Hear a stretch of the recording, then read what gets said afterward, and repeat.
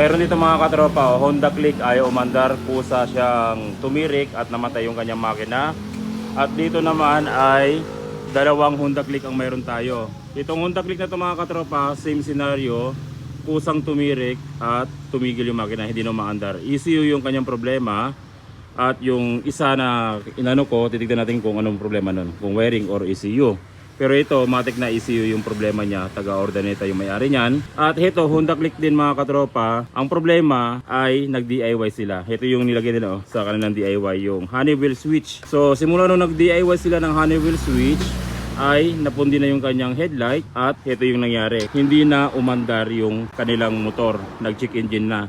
Dinala sa atin, tinroubleshoot namin, okay naman yung kanyang wiring at walang nawawalang wiring, kaya nag-decide kami na buksan yung kanyang ECU. Tinunaw muna namin ito, kahapon nandito sila, nilagyan namin ito ng pampatunaw at nung natunaw namin yung kanyang ECU, ito yung naging problema.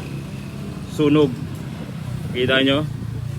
So ibig sabihin, nagkamali sila doon sa pag-connect ng kanilang mga wiring na dinidi-DIY. So yun yung masakit dyan dahil mahal yung ECU at syempre mahal yung kanyang headlight.